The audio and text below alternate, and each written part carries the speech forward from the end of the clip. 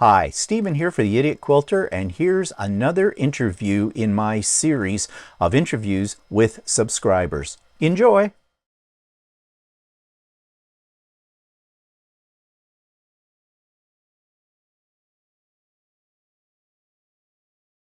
Okay, so today on the Idiot Quilter Presents, we have Kris O'Neill, and Kris O'Neill has a YouTube channel called Sew the Distance, and we're going to be talking about that in a few minutes. But right now, we're just going to jump right in. And as I've said, your name is Kris O'Neill, and where are you located? So currently I'm in Pennsylvania, but for the past 27 years, I was in Massachusetts. So we grew up here in central Pennsylvania. And when COVID hit, we ended up, long, long story, but we ended up moving back here to Pennsylvania to be close to family. Okay, so that takes me to how long have you been quilting? I have been quilting for about 25 years. I've been sewing much longer. So quilting kind of I started with like cross stitch, which a lot of quilters do. And then I started making like home decor, my kids' pajama bottoms, stuff like that. And then I kind of migrated into quilting and I haven't looked back.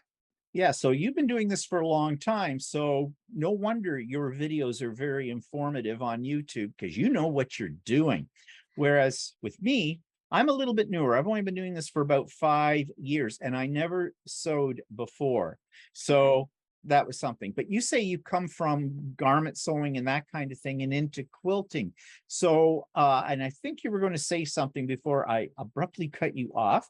So, I mean, if you want to pick up on that thought you had, or I wasn't a very good garment sewer.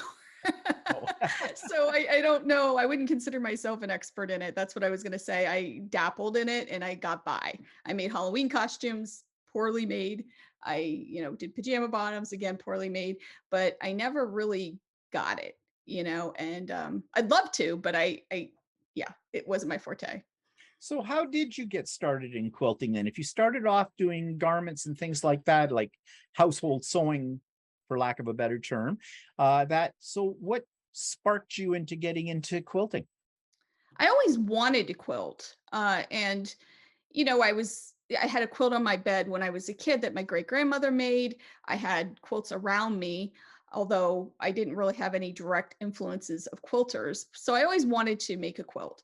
And I dove in. I was in a new area. We had moved to a town, Attleboro, Massachusetts, and I was desperate to meet people. I like sewing, so I joined a guild and I didn't even know how to sew when I joined, or I didn't know how to quilt rather when I joined. So it was really that. And then I just fell in love with it. So when you joined the guild, was it the whole idea was to learn how to quilt then? That's why you joined the guild? That's why I joined the guild. Can't talk here, put my glasses up here.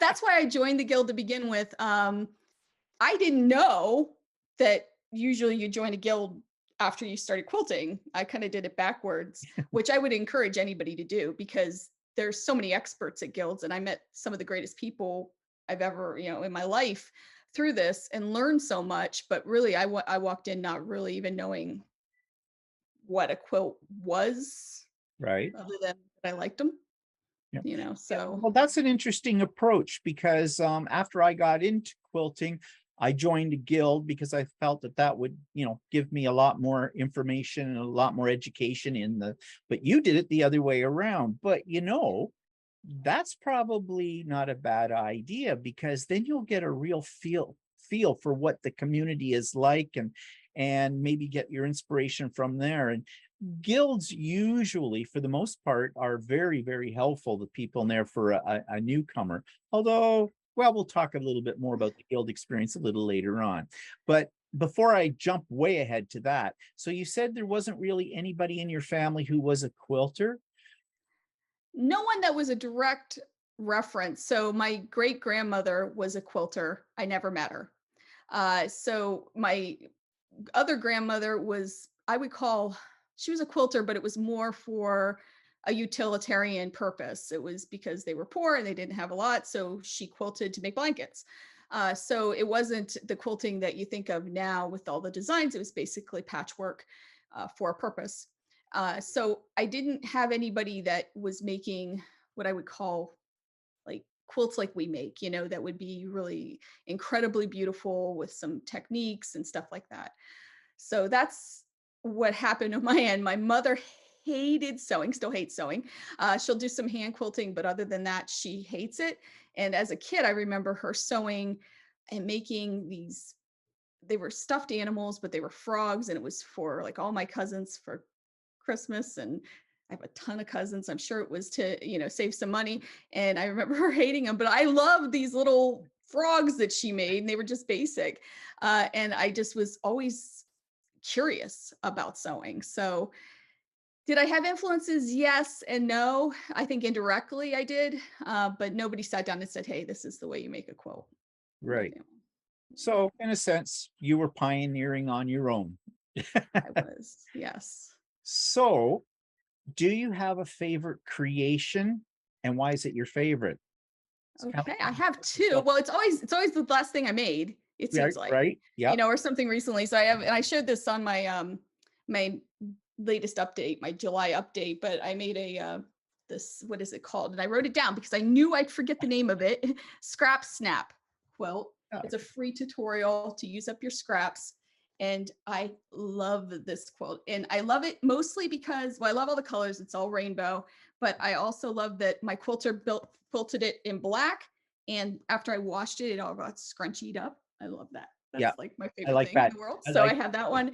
And then I have one that I made a few years ago that really taught me about value and color. That was a great lesson for me. It was probably, I don't know, 5 years ago. And even though I knew, value and color and tones and all that, this really taught me about it. So I love this quote because that it was a great lesson for me. Yeah, So I need to concentrate a little bit more on my knowledge base on value of color as well, because I do have a tendency. I'm really attracted to bright colors. I love the first one. I love both of them, but I love the first one you just showed because the bright colors in it. And I always am, you know, I'm attracted to that kind of thing. But yeah, I have to focus a little bit more now on my quilts with the value, because I've made a few quilts. They turned out okay, but I know if I had applied more of the conventions of value, they would have been more spectacular. But I'm looking behind you right now at your quilt ladder, and I'm oh seeing yes. very spectacular ones there. And I'm especially looking at the second one and the third one down from the top. Yes. Are those applique? So these are all antique quilts because that's what I do on my channel. The main part of my channel is reviewing old quilts. So the yes, actually, you have two that you pointed to two here that I haven't reviewed yet, which are coming up. Okay. One's a parasol lady, and she is applique, and then there's embroidery on it. And the next one I picked up in Florida, the one with the purple that looks like a Yeah. cross.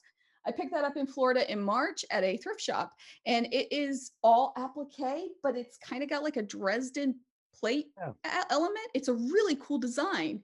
So I get really excited about antique quilts. I love antique quilts. I have about 100 in my collection right now.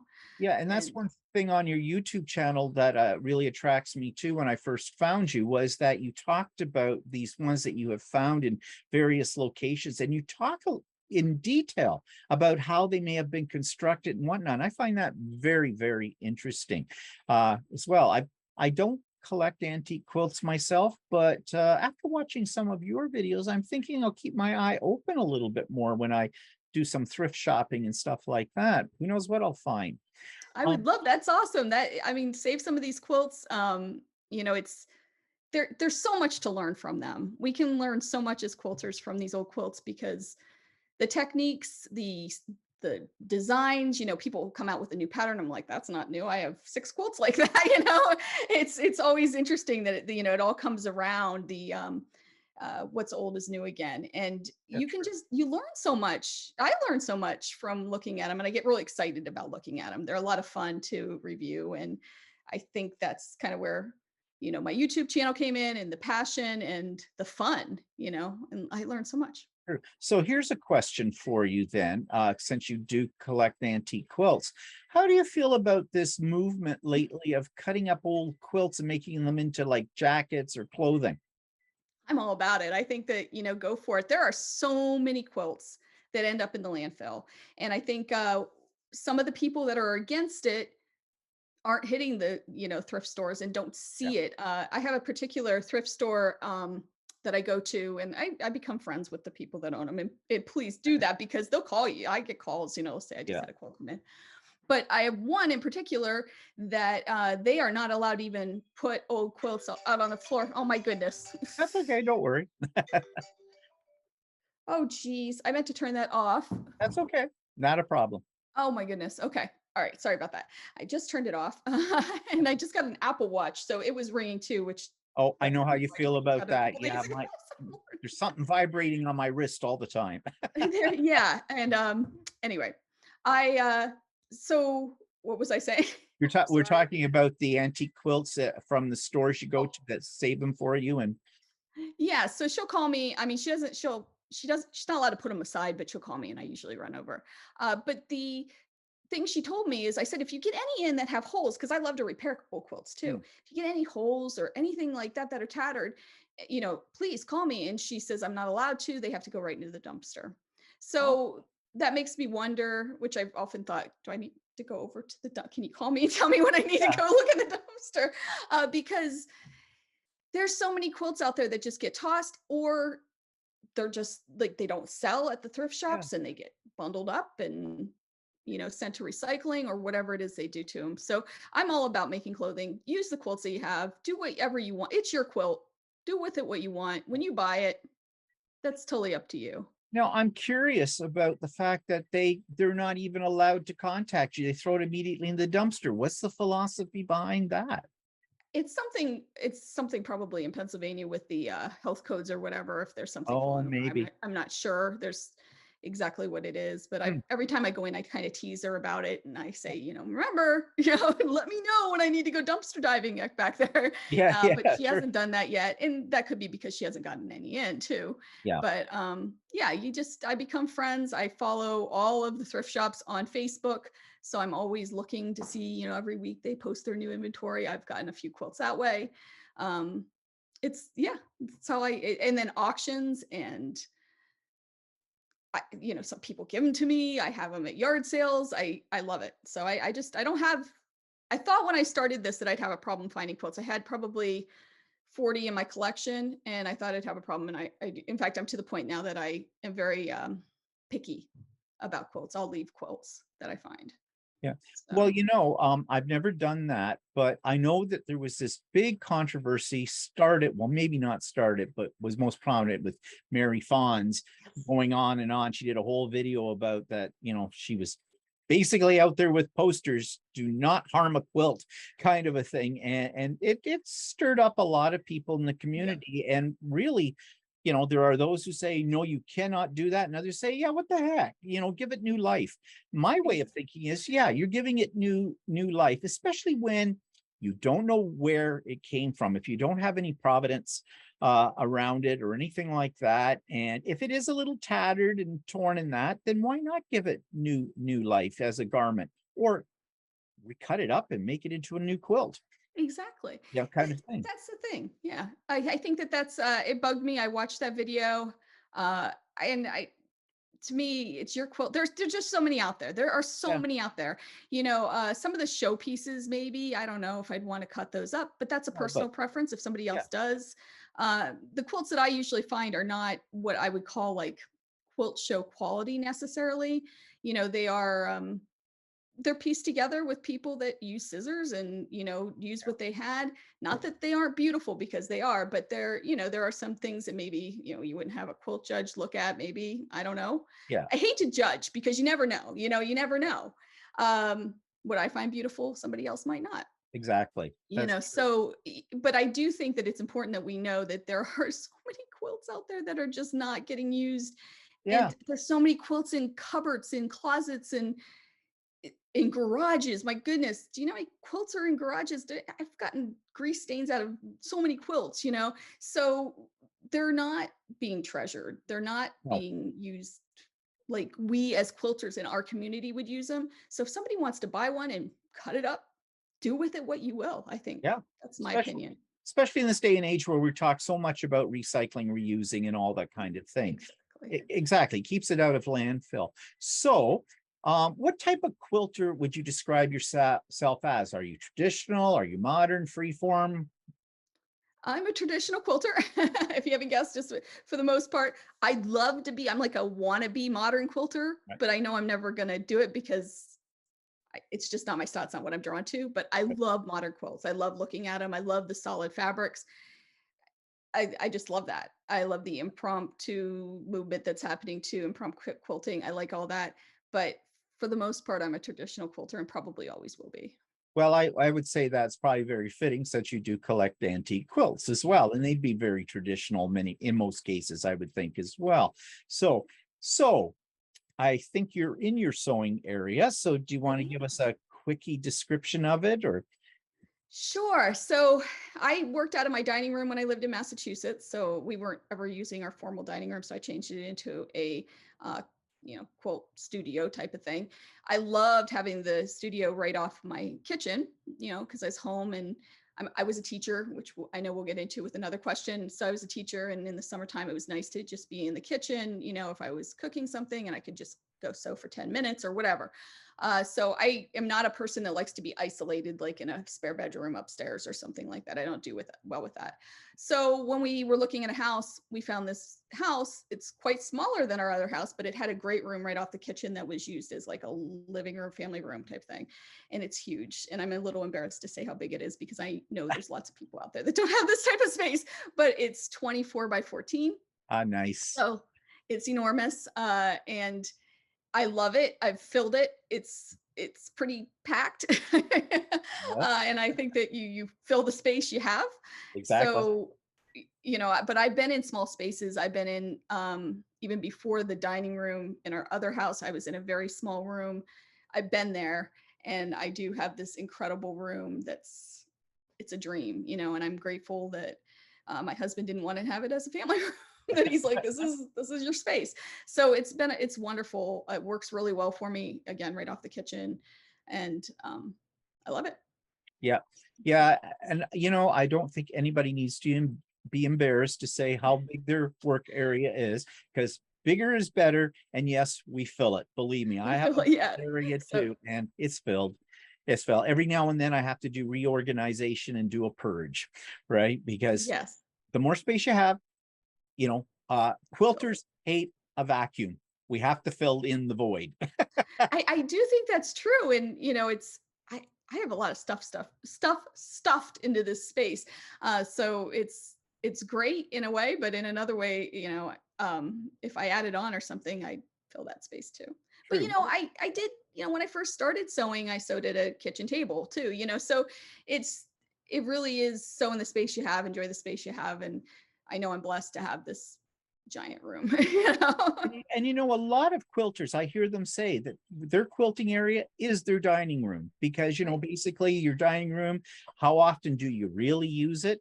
And I even thought about doing that at one point in time in my house, changing over my formal living room and dining room into, I thought this would make a great quilting space, but we have sort of an open concept house. So I would have to be constantly cleaning up because I wouldn't want someone to come over and see all my stuff piled up. I'm a neat freak to start with anyways, but even then. And but I didn't do that. I have another space. But this isn't about my space, it's about your space. And I notice in your space you have some tools. So do you have some favorite tools that you can't live without, you reach for all the time? I mean, other than my machines, which I have a couple, I just Yeah, got let's my talk about your machines here for a okay. second. Is that a Okay. Janome 6700? Yes. So this is my first big girl machine that I ever got. My grown up machine, I call it, because I love Genomes. I had a Genome Gem Platinum. Was my first machine. I used that for years and years for quilting. And in fact, I still use it when I go to classes or anything like that. And I love the Genome. So I ended up getting, I don't know, like 3 or 4 years ago, I ended up getting my big girl machine, is what I call it. And just And then just And just to sorry, cut in for a second, sure. that was my first major Really? big boy machine too. And I absolutely love that machine. and I don't use it now because my husband decided to get into garment sewing, and now that's his machine. And Oh, it's never given us a day of trouble in the 5 years that we've had it. It's been an excellent machine. But carry on. I see you have a second one.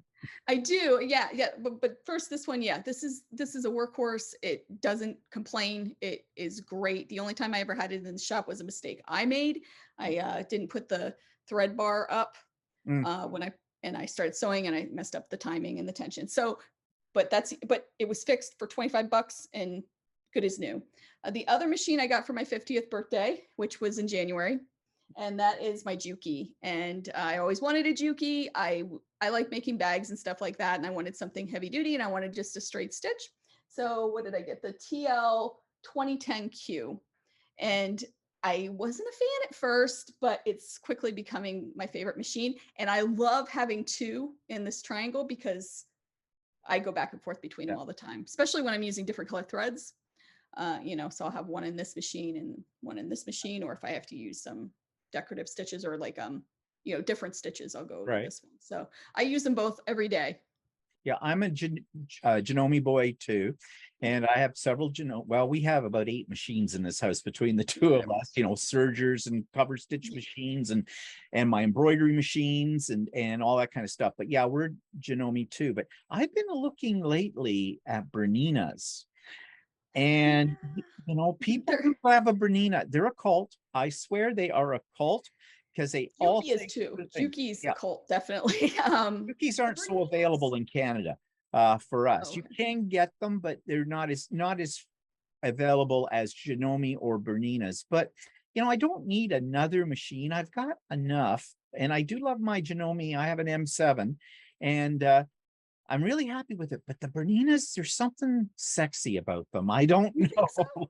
Well, I don't know. Maybe I'm just being talked into these things because, like I said, the Bernina people are a cult.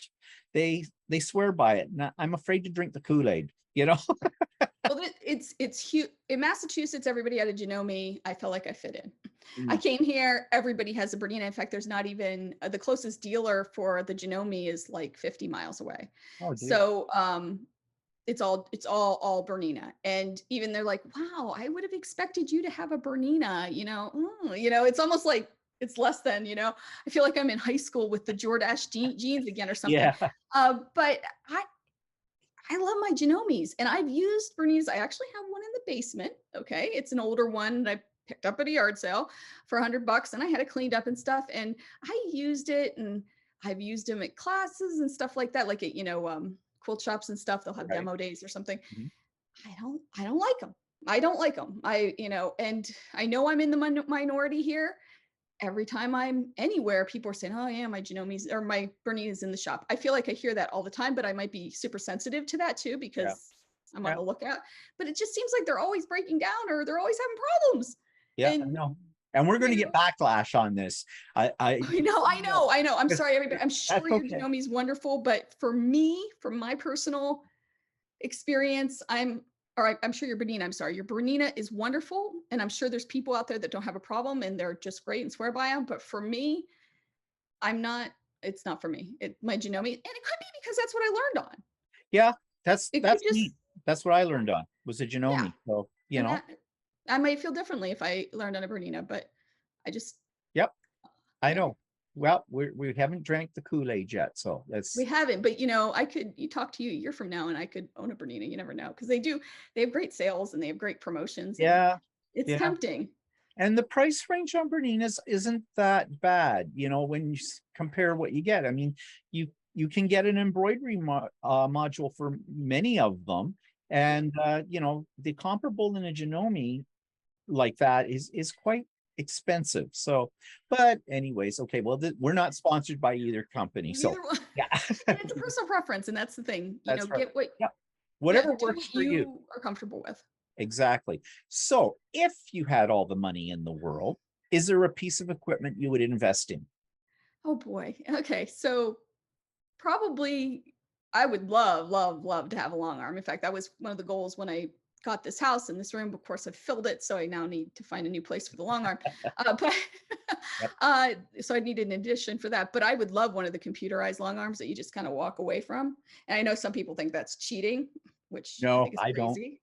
Yeah, okay. I don't think it's cheating either, but I know lots of people think, well, you're not even doing anything. I know there's just because of my local quilt shop, there's stuff that they have to do to it. They have to learn, and Yeah, measure everything out. So I think that's it's crazy. Besides that, I take it to most of my stuff to a long armor anyway. mm, So I would love to be able to put it on, set it up, have it doing its thing while I'm making quilts and piecing and doing everything else. So yeah. that would be a dream of mine, if I had all the money. And I'd also hire a private chef and a housekeeper. Yeah. So Yeah, me too.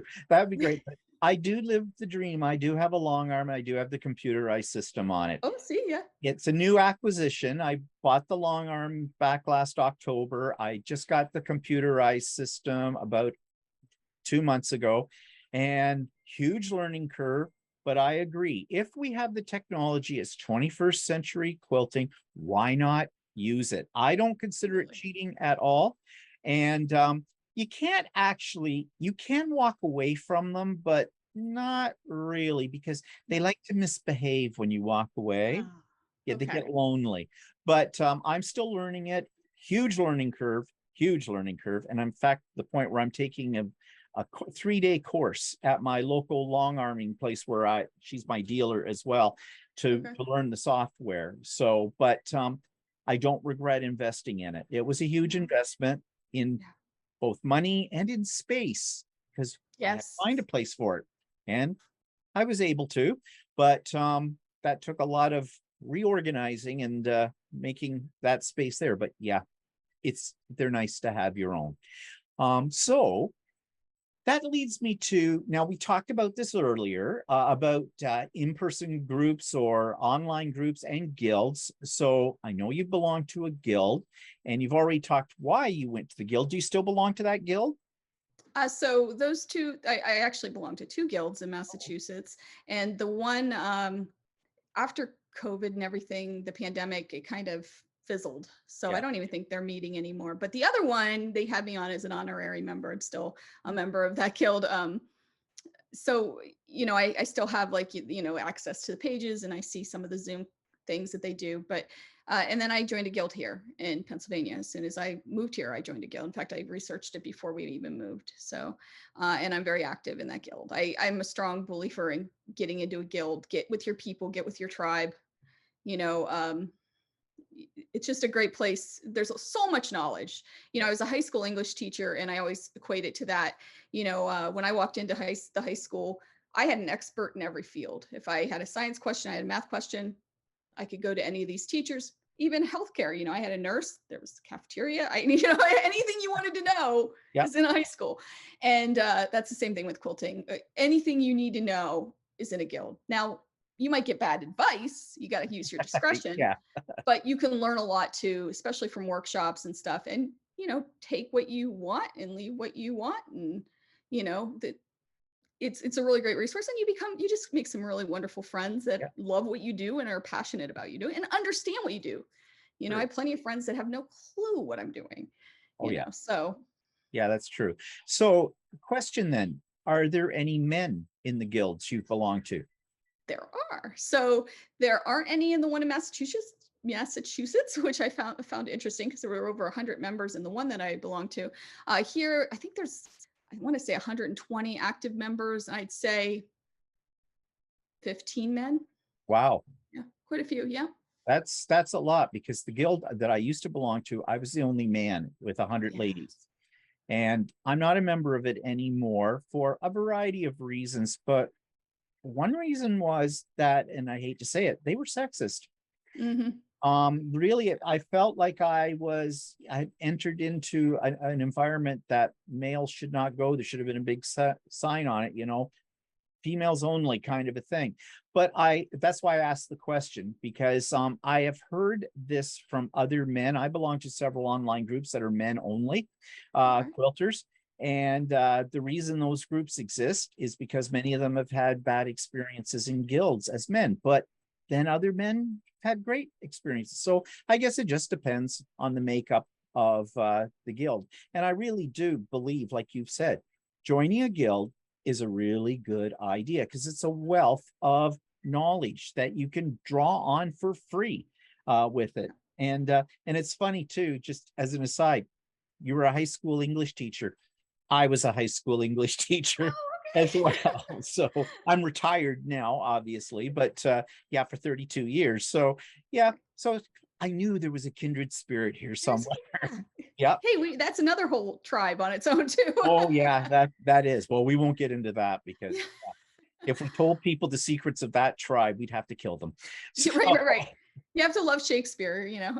yeah, and that's why I became an English teacher. Yeah, exactly. It's That's the literature. yep, we love Shakespeare and we love even more um abusing children with Shakespeare. Yeah, that's what I tell them anyways. So back to quilting though. So do you have a favorite outlet or place you go to for your supplies and materials? Is it a lot online? Is it mortar, brick and mortar, or a combination? Or I really am passionate, and if anybody watches my channel, you hear me talk about it over and over to support the local quilt shops.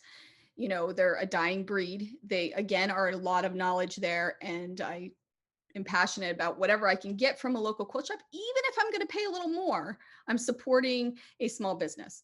That said, I'm like everybody else. I sometimes go on Amazon, unfortunately. You know, I sometimes go to other shops online. I love Missouri Star. I love yep, the Fat Quarter Shop. I like all those too. So I do buy from them occasionally, but I do try my best to throw a lot of money at my local quilt shops. And probably my favorite, I don't hear many people talk about it, but my favorite online shop is fabrics.com or fabric.com. I'm not sure. fabric. But they always have really good deals on fabric and on quilters fabric. And I like them too. So, but it's a mix. Yeah, that's I the way really do I am try. too. I agree. I like to support my local ones. We don't have that many in my area that are close together, but I have one that, well, it's the store where I bought my first machine and didn't know anything about quilting. And the ladies that work there are excellent sources of information. I take many classes there, and I do love going in and feeling the fabric. Me But too. Yeah. having said that, I still, if I can't get it at my local store or whatever, I will go to the internet and I will look it up. And actually, fabrics.com, I have never bought anything from them, but my husband is a garment maker.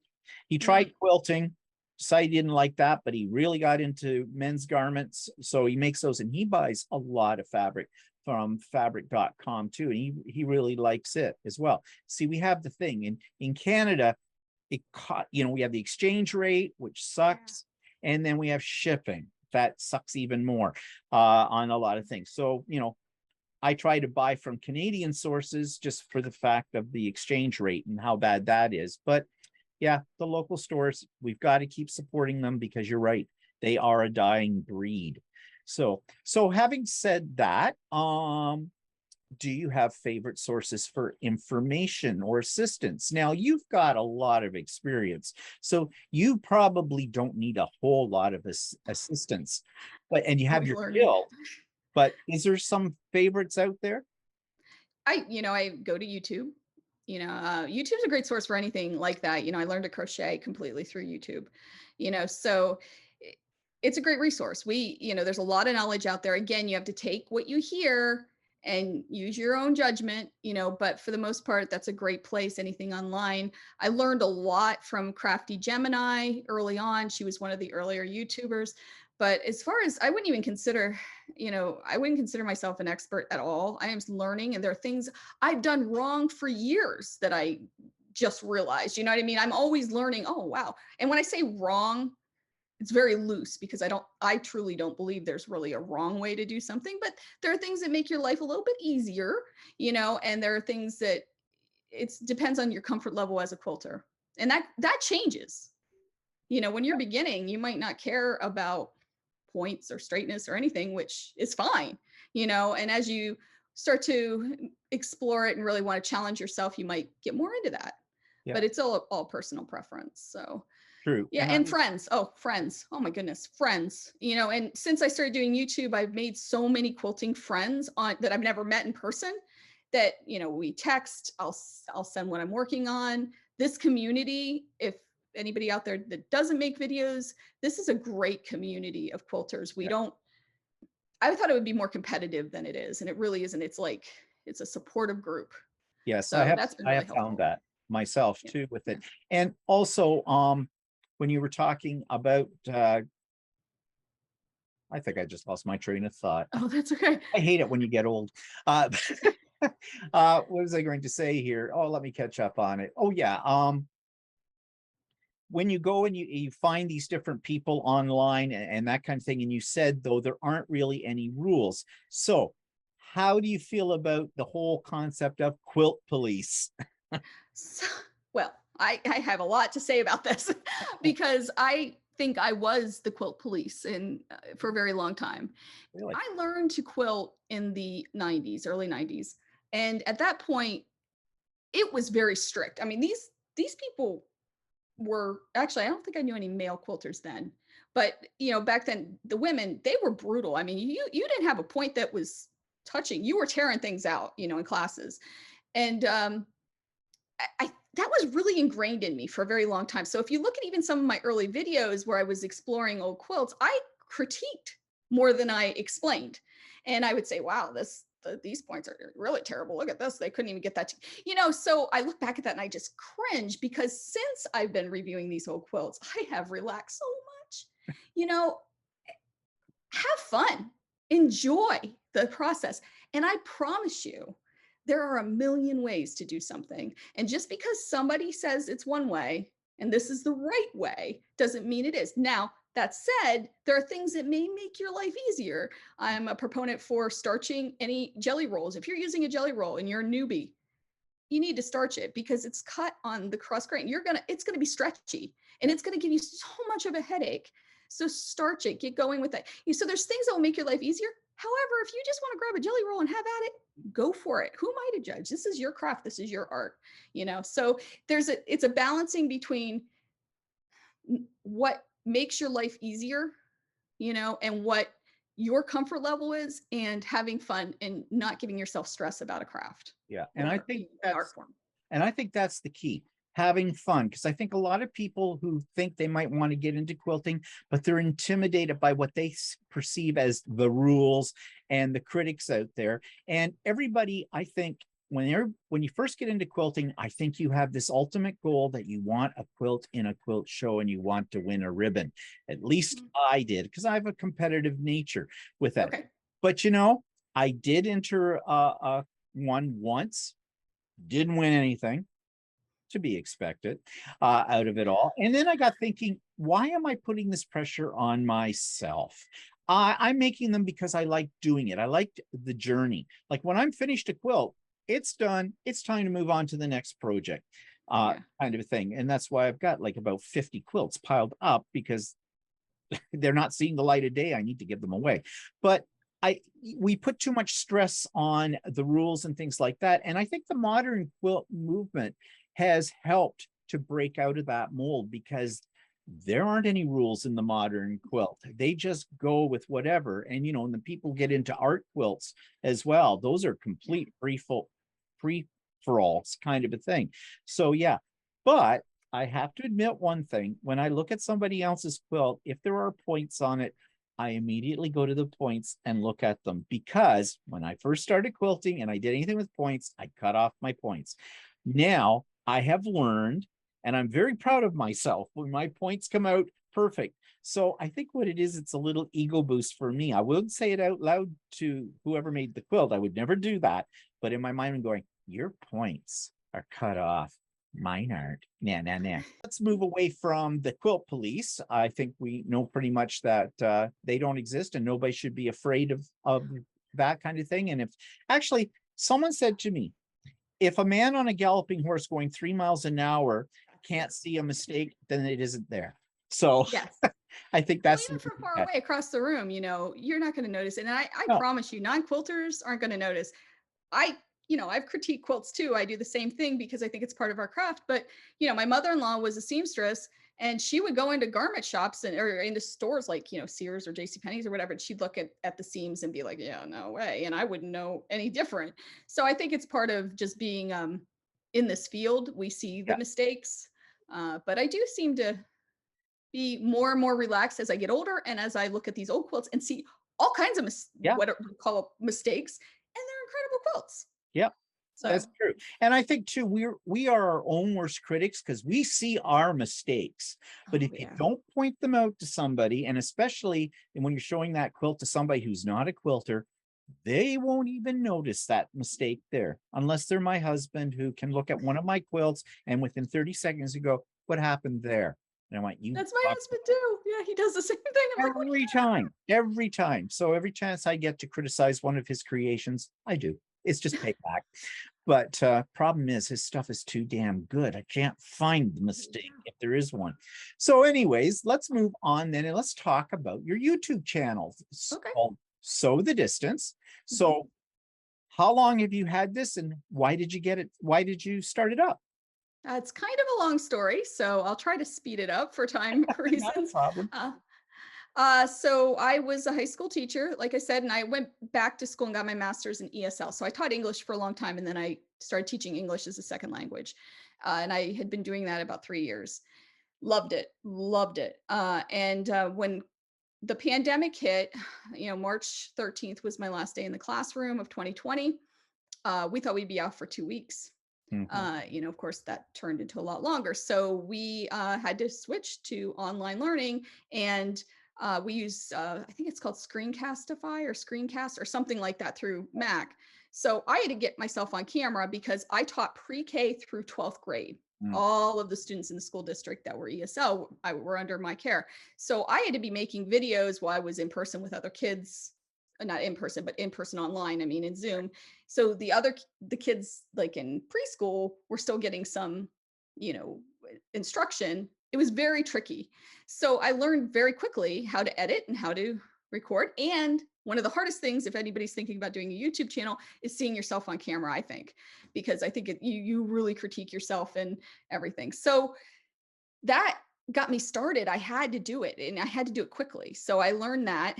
And then, summer came, August came, our school decided that they were going to go back to in-person learning. I am high risk. I have diabetes. I was not comfortable with that. And I was in tears and didn't want to leave my job. But I decided that I need to at least take a year off, which they were going to give me a leave of absence, but I kind of knew we were moving possibly. So I didn't take that. And I just thought I'm just walking away. Uh, and I was beside myself because I love teaching. So my son said to me, he said, "Why aren't you doing I don't understand why you're not doing a YouTube channel." And I was like, I don't know what I'm doing. I don't know how to do that, you know? And he's like, "Mom, you can learn. You're really great at learning. You can learn this." So that's kind of how it started. And it started more as a hobby. Right. And I did it it'll be 2 years in September. So I started that. I also, I'm a Christian. It was through a lot of prayer, a lot of, trying Mm. to figure out what I needed to do. I love teaching. Then maybe a month later, my husband's work went full remote, or he went full remote completely. And then we were like, well, we can live anywhere. We didn't have any ties. Our kids were grown. So my family's all here. So we grew up here. So we decided to buy a house unseen. Would not recommend that. Okay. that was that was a stupid mistake for people who've been married over 25 years. That was one of our stupidest mistakes.